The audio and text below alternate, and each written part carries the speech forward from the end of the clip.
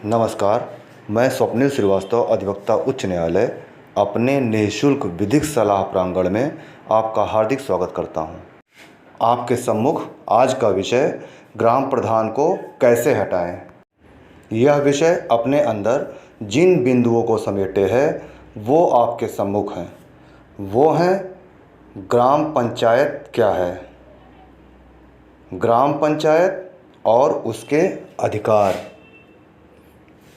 प्रधान और उप प्रधान को उसके पद से कैसे हटाया जाए, ग्राम प्रधान के अधिकार क्या है, ग्राम पंचायत समिति और ग्राम पंचायत समिति के कार्य क्या हैं। हमारे देश की 70% आबादी गांव से जुड़ी है। गांव के संपूर्ण विकास के लिए इंडियन कॉन्स्टिट्यूशन के आर्टिकल 243 में प्रधान के चुनाव का प्राविधान है। गांव के संपूर्ण विकास की जिम्मेदारी प्रधान की ही होती है, जिसके लिए ग्राम पंचायत और गांव सभा का गठन होता है, जिसका मुखिया प्रधान होता है। किसी गांव सभा की जनसंख्या 200 या उससे अधिक होनी चाहिए। 1000 तक की जनसंख्या वाले ग्राम पंचायत में 10 ग्राम पंचायत सदस्यों का होना ज़रूरी है। इसी तरह 2000 तक की आबादी वाले गांव में 11 और 3000 तक की आबादी वाले गांव में 15 ग्राम पंचायत सदस्यों का होना अनिवार्य है। हर साल लगभग साल में 2 बार ग्राम सभा की बैठक होना जरूरी है, जिसकी सूचना 15 दिन पहले नोटिस के माध्यम से देनी होती है। हाँ, ग्राम सभा की बैठक बुलाने का अधिकार ग्राम प्रधान को ही है और बैठक में सभी ग्राम पंचायत सदस्यों में से 1/5 का होना जरूरी है। 1/3 ग्राम पंचायत सदस्य जब चाहें बैठक की मांग कर सकते हैं, लेकिन यह उन्हें लिखित रूप से अपने हस्ताक्षर करके मांगने होंगे। और अगर ऐसा किया जाता है तो ग्राम प्रधान की जिम्मेदारी होती है कि वो 15 दिन के अंदर बैठक आयोजित कराए। बात करता हूँ उप प्रधान की।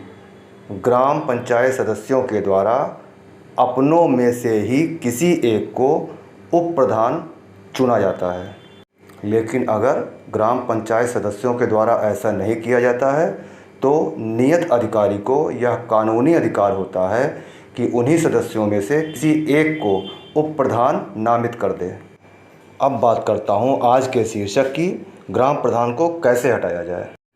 ग्राम प्रधान को उसके पद से हटाने के लिए एक लिखित सूचना जिला पंचायत राज अधिकारी को देनी होती है, जिसमें आधे या आधे से अधिक पंचायत सदस्यों के हस्ताक्षर जरूरी होते हैं और उन्हें ग्राम प्रधान के पद से हटाने का पूरा कारण डिस्क्राइब करना होता है।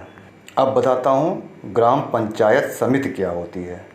गांव के डेवलपमेंट के लिए जिन कार्यों को करना होता है उसके संचालन के लिए ग्राम पंचायत समिति का गठन किया जाता है, जिसे 6 भागों में बांटा गया है, जिसमें सदस्य, सभापति, प्रधान और 6 अन्य लोग अनुसूचित जात जनजात, पिछड़ी वर्ग, महिला वर्ग के कम से कम 1 सदस्य होने चाहिए। 6 समितियों में पहली समिति नियोजन एवं विकास समिति, जिसका काम है ग्राम पंचायत योजनाओं का निर्माण करना, कृषि, पशुपालन और गरीबी उन्मूलन कार्यक्रमों का संचालन करना और गांव के विकास के लिए सभी तरह के कार्यों की गुणवत्ता का निर्धारण करना है। शिक्षा समिति का काम प्राथमिक शिक्षा, उच्च प्राथमिक शिक्षा, साक्षरता आदि से संबंधित कार्यों का संचालन करना है।